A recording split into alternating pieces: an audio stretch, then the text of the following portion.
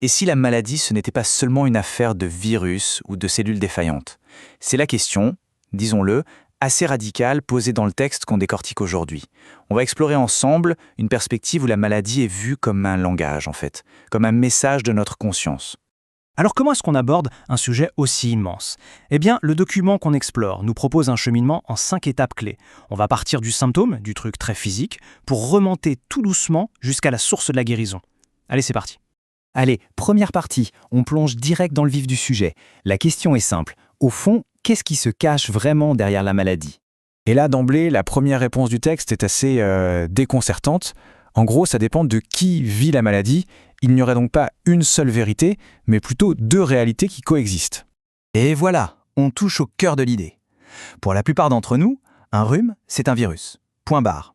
Mais pour d'autres, et c'est là que ça devient intéressant, ces mêmes symptômes pourraient être l'écho d'une résistance intérieure, un signal que quelque chose bloque sur un plan bien plus profond. C'est quand même assez fascinant de se dire que ces 2 mondes peuvent coexister. Ok, on enchaîne avec la deuxième partie. La logique est la suivante, si la cause peut être intérieure, qu'est-ce qui, au fond, nous rend si vulnérables aux agressions qui viennent de l'extérieur? Eh bien, le texte pointe du doigt un coupable universel. Et là voilà, la phrase choc de cette analyse. L'idée, elle est dingue quand on y pense. Le microbe ne serait pas le véritable envahisseur. Non, le vrai agent pathogène, celui qui ouvre la porte à double tour, ce serait la peur. Rien que ça. Et là où l'analyse devient vraiment fine, c'est qu'elle ne nous parle pas de la peur comme d'un gros bloc. Non, elle la décortique, elle la dissèque en plusieurs couches.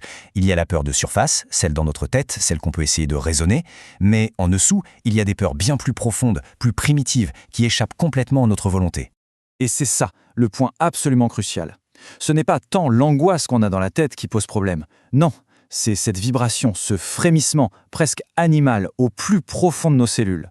C'est ça qui, d'après cette source, donnerait à la maladie son véritable pouvoir pour s'installer. Allez, on attaque la troisième partie. Alors, si tout est une question d'état intérieur, de peur, quelle est la place de la médecine dans tout ça? Est-ce que ça veut dire qu'on jette tous les médicaments? Alors là, attention, parce que la réponse qu'apporte le texte est peut-être la plus provocatrice de toutes. Franchement, elle renverse complètement la table. Ce qu'on nous explique ici, c'est que l'effet principal d'un médicament ne serait pas chimique, mais psychologique. Son rôle, en fait, ce serait de donner confiance au corps, de lui dire « ça y est, c'est bon, maintenant tu peux y aller, tu as la permission de te guérir ». Et ça change absolument tout. La guérison, ce n'est plus un truc qu'on subit en attendant que ça passe. Non, ça devient une décision active, prise par le corps lui-même. Et la médecine, dans cette optique, devient un allié super puissant qui aide le corps à se décider. On arrive à la 4e partie et la question qui vient tout de suite à l'esprit, c'est si le corps décide, pourquoi on n'utilise pas simplement notre mental, notre volonté, pour lui ordonner de guérir? Le texte nous dit « attention, ce n'est pas si simple ». Et la réponse, elle est sans appel, c'est non, un non catégorique. Essayer de dominer la maladie juste avec la force de sa pensée, ce serait non seulement inutile, mais ça pourrait même se retourner contre nous. Cette citation, elle illustre ce paradoxe à la perfection. Le truc avec le mental, c'est qu'il est toujours en train d'observer. Au moment même où il se dit « ça y est, j'ai gagné », il se place à nouveau en observateur et paf, il recrée la distance, la dualité qu'il voulait justement effacer. C'est un piège hyper subtil.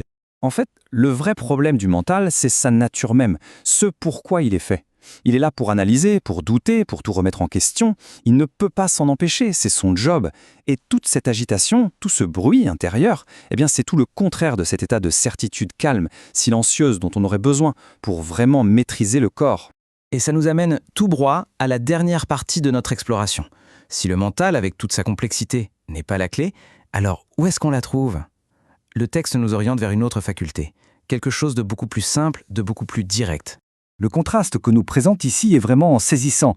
D'un côté, on a l'usine à penser, le mental, qui tourne en boucle avec ses doutes, ses pourquoi, ses comment. Et de l'autre, une foi toute simple, presque une foi d'enfant, qui n'a pas besoin de preuves, une certitude qui ne discute pas, qui est juste là. Et voilà, c'est un peu la conclusion de tout ce raisonnement. La force la plus puissante, la plus transformatrice ne viendrait pas de notre intellect si compliqué, mais d'une foi pure, entière. C'est cette foi-là qui aura le pouvoir de parler directement au corps en court-circuitant tout le bruit du mental. Bon, après tout ce voyage à travers la conscience, la peur, la foi, la source, anticipe bien la question qu'on se pose tous. Au final, c'est quoi la règle du jeu? Pourquoi est-ce que ça marche pour certains et pas pour d'autres? Pourquoi ça guérit une fois et pas la suivante? Et là, la boucle est bouclée. Après avoir tenté de tout expliquer, le texte nous ramène finalement face à quelque chose qui ne s'explique pas. C'est peut-être une façon de nous dire que, malgré toutes nos théories, aussi brillantes soient-elles, la réalité ultime nous échappera toujours un peu. Ce n'est pas une invitation à arrêter de chercher, mais peut-être plutôt une invitation à accepter qu'il y a un ordre des choses qui, parfois, dépasse tout simplement notre entendement.